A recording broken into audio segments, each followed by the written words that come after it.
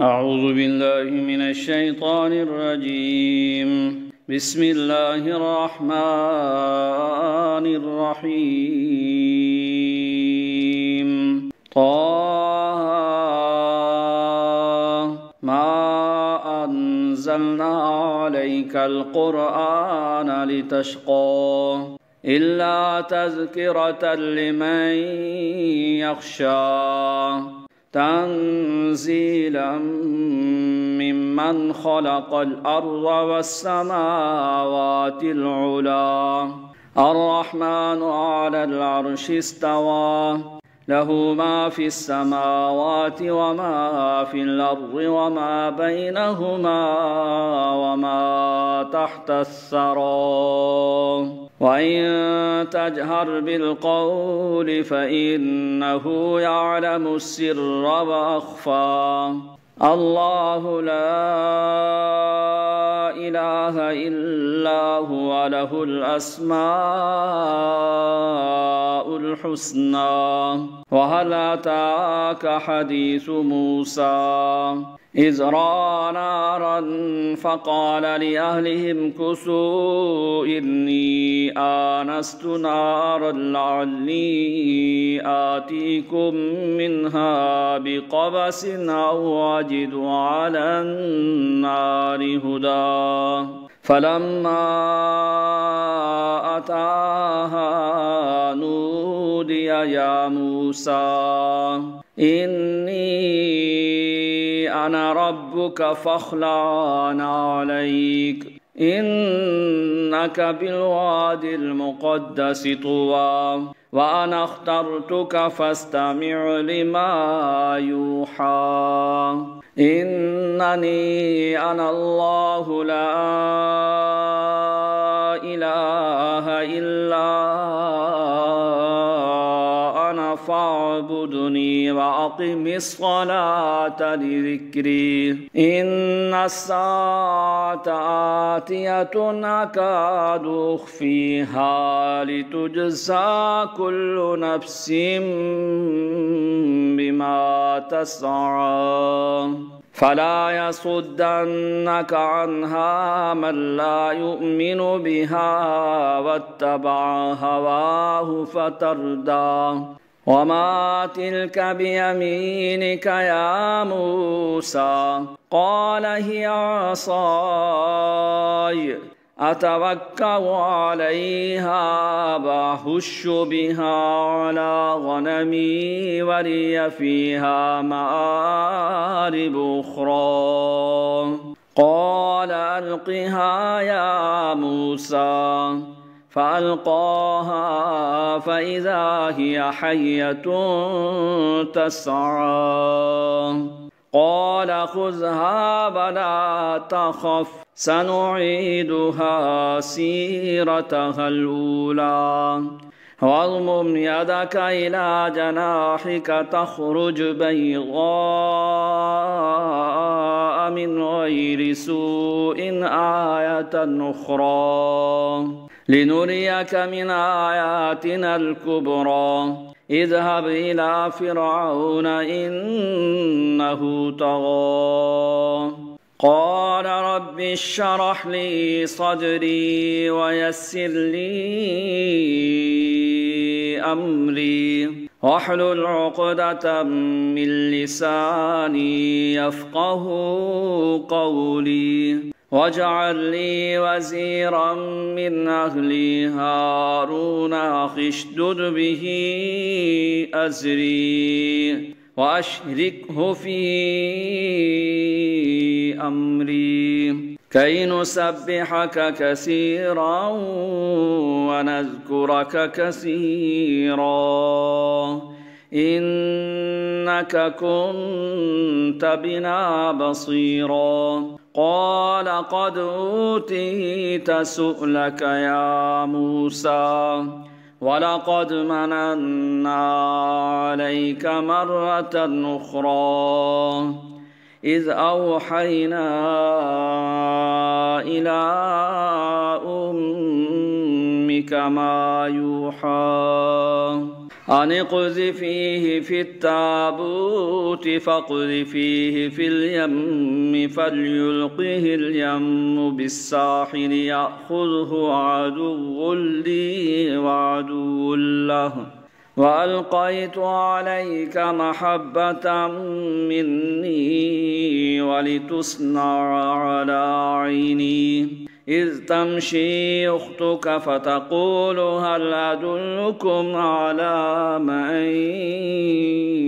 يكفله فرجعناك إلى أمك كي تقر عينها ولا تحزن وقتلت نفسا فنجيناك من الغم وفتناك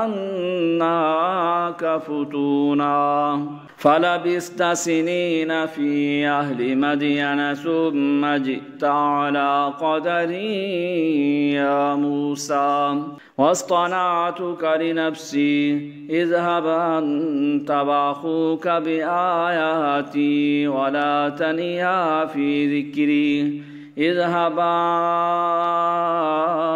إلى فرعون إنه طغى فقولا له قولا لينا لعله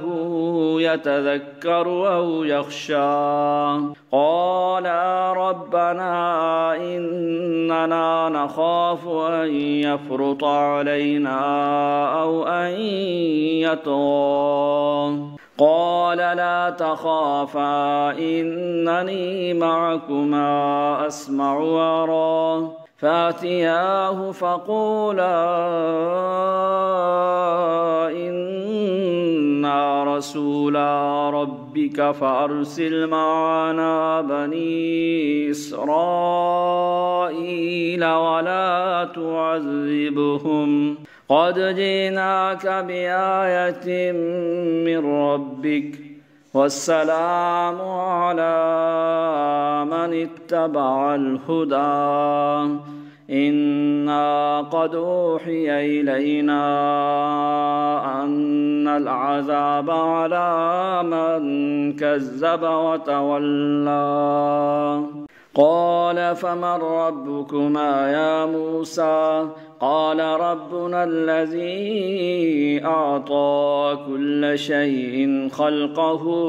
ثم هدى قال فما بال القرون الأولى قال علمها عند ربي في كتاب لا يضل ربي ولا ينسى الذي جعل لكم الأرض مهدا وسلك لكم فيها سبلا وأنزل من السماء ماء فأخرجنا به أزواجا من نبات شتى كلوا وارعوا أنعامكم إن في ذلك لآيات لأولي النهى منها خلقناكم وفيها نعيدكم ومنها نخرجكم تارة أخرى ولقد أريناه آياتنا كلها فكذب وأبى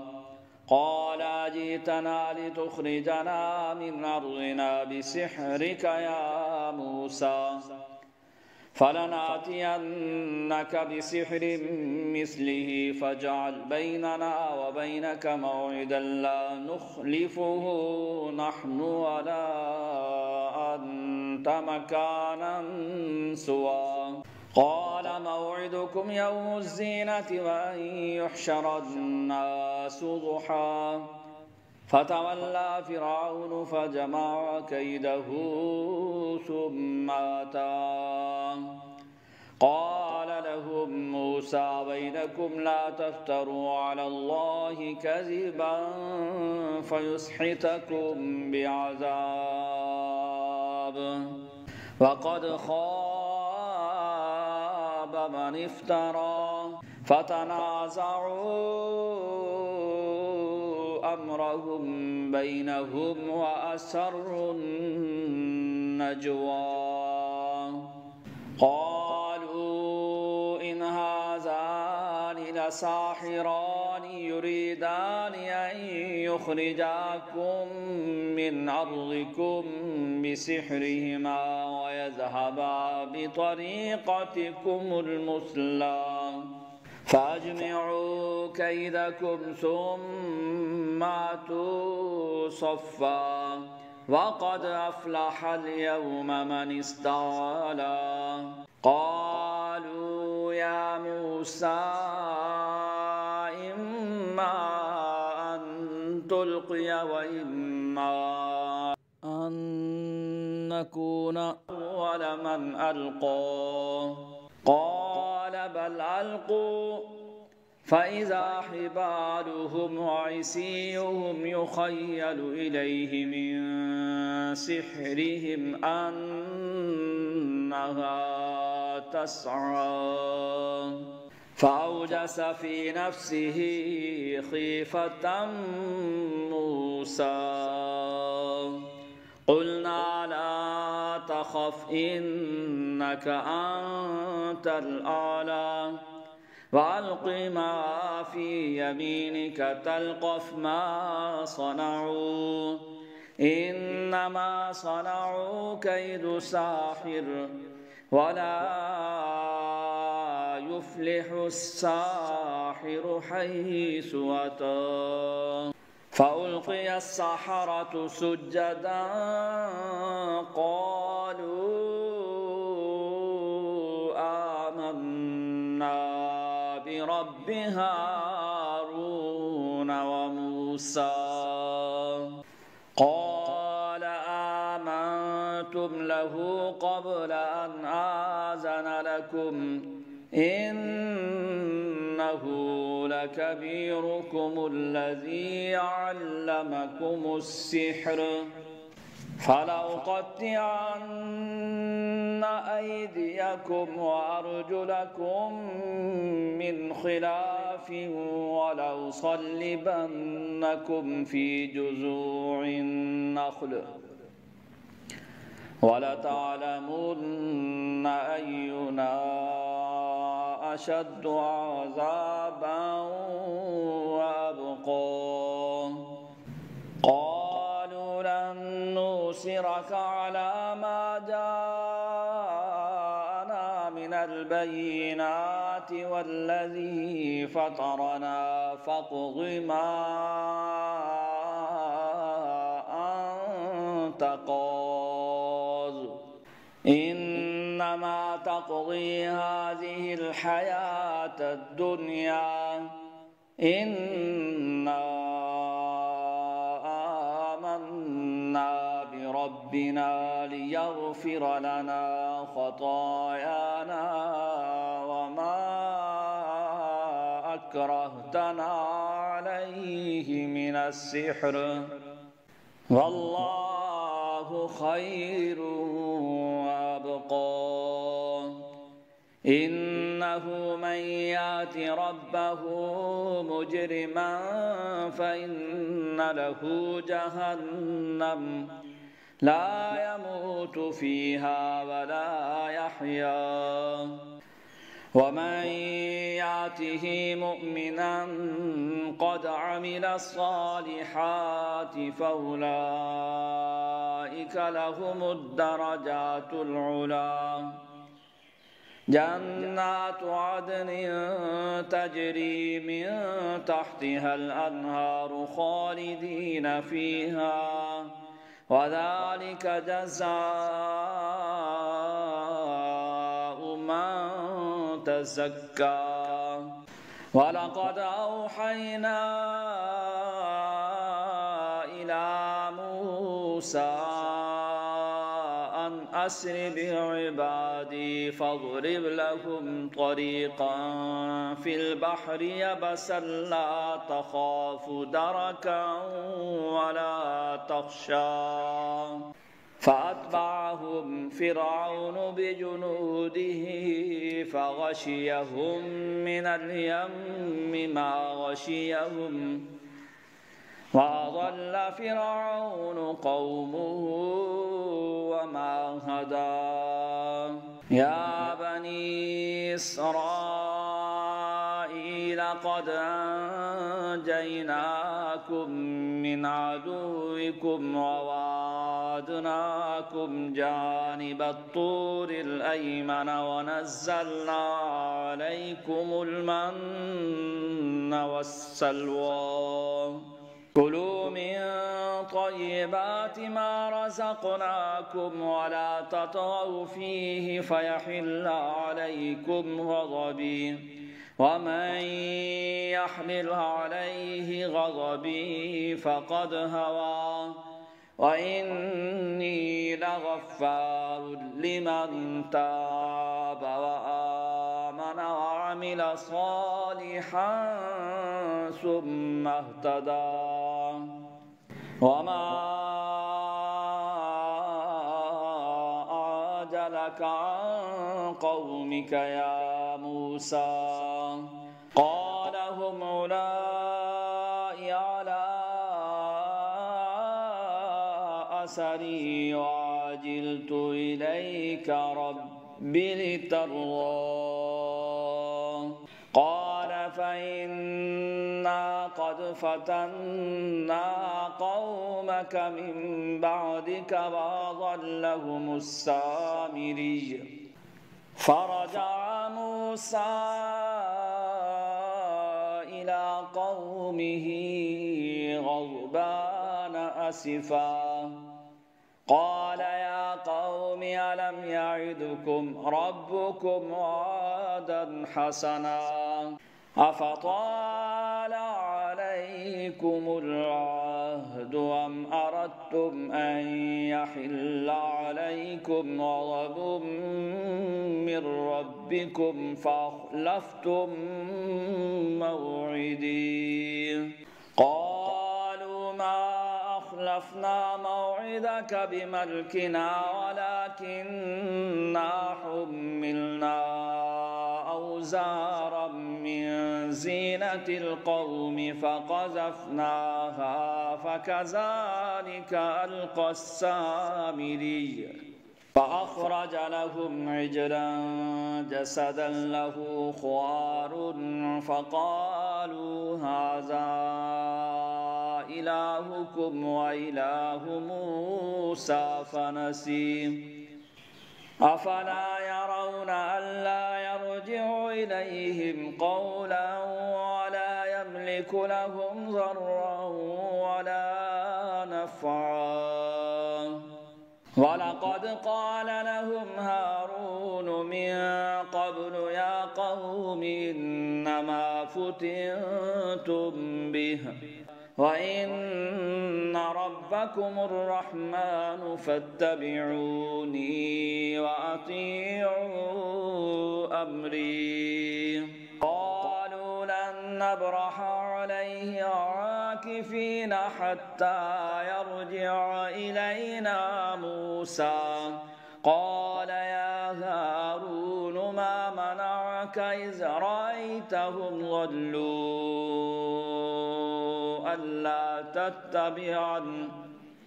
أفعصيت أمري قال يا ابن أم لا تأخذ بلحيتي ولا برأسي إني خشيت أن تقول فرقت بين بني إسرائيل ولم ترقب قولي قال فما خطبك يا سامري قال بصرت بما لم يبصروا به فقبضت قبضة من أثر الرسول فنبذتها وكذلك سولت لي نفسي قال فاذهب فإن لك في الحياة أن تقول لا مساس وإن لك موعدا لن تخلفه وانظر إلى إلهك الذي زلت عليه عاكفا لنحرقنه ثم لننسفنه في اليم نسفا إنه إنما إلهكم الله الذي لا إله إلا هو وسع كل شيء علما كذلك نقص عليك من أنباء ما قد سبق وقد آتيناك من لدنا ذكرا من أعرض عنه فإنه يحمل يوم القيامة وزرا خالدين فيه وساء لهم يوم القيامة حملا يوم ينفخ في الصور ونحشر المجرمين يومئذ زرقا يتخافتون بينهم إن لبثتم إلا يوما ويسألونك عن الجبال فقل ينسفها ربي نسفا فيذرها قاعا صفصفا لا ترى فيها عوجا ولا أمتا يومئذ يتبعون الداعي لا عوج له وخشعت الأصوات للرحمن فلا تسمع إلا همسا يومئذ لا تنفع الشفاعة إلا من أذن له الرحمن ورضي له قولا يعلم ما بين أيديهم وما خلفهم ولا يحيطون به علما وعنت الوجوه للحي القيوم وقد خاب من حمل ظلما ومن يعمل من الصالحات وهو مؤمن فلا يخاف ظلما ولا هزما وكذلك أنزلناه قرآنا عربيا وصرفنا فيه من الوعيد لعلهم يتقون أو يحدث لهم ذكرا فتعالى الله الملك الحق ولا تعجل بالقرآن من قبل أن يقضى إليك وحيه وقل رب زدني علما ولقد عهدنا إلى آدم من قبل فنسي ولم نجد له عزما وإذ قلنا للملائكة اسجدوا لآدم فسجدوا إلا إبليس أبى فقلنا يا آدم إن هذا عدو لك ولزوجك فلا يخرجنكما من الجنة فتشقى إن لك ألا تجوع فيها ولا تعرى وأنك لا تظمأ فيها ولا تضحى فوسوس إليه الشيطان قال يا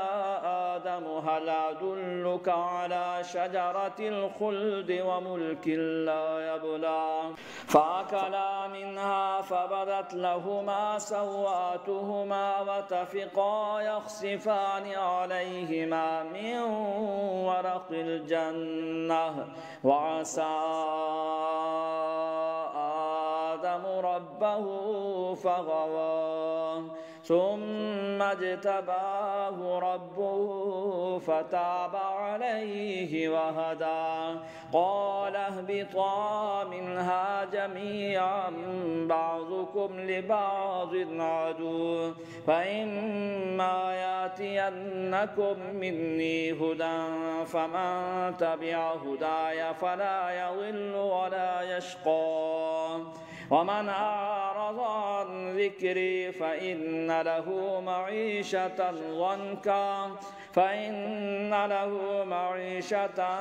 ضنكا ونحشره يوم القيامة أعمى قال رب لم حشرتني أعمى وقد كنت بصيرا قال كذلك أتتك آياتنا فنسيتها وكذلك اليوم تنسى وكذلك نجزي من أسرف ولم يؤمن بآيات ربه ولعذاب الآخرة أشد وأبقى أفلم يهد لهم كم أهلكنا قبلهم من القرون يمشون في مساكنهم إن في ذلك لآيات لأولي النهى ولولا كلمة سبقت من ربك لكان لزاما وأجل مسمى فاصبر على ما يقولون وسبح بحمد ربك قبل طلوع الشمس وقبل غروبها ومن آناء الليل فسبح وأطراف النهار لعلك ترضى ولا تمدن عينيك إلى ما متعنا به أزواجا منهم زهرة الحياة الدنيا لنفتنهم فيه ورزق ربك خير وأبقى وأمر أهلك بالصلاة واصطبر عليها لا نسألك رزقا نحن نرزقك والعاقبة للتقوى وقالوا لولا يأتينا بآية من ربه أولم تأتهم بينة ما في الصحف الأولى ولو أنا أهلكناهم بعذاب من قبله لقالوا ربنا لولا أرسلت إلينا رسولا فنتبع آياتك من قبل أن نذل ونخزى قل كل متربص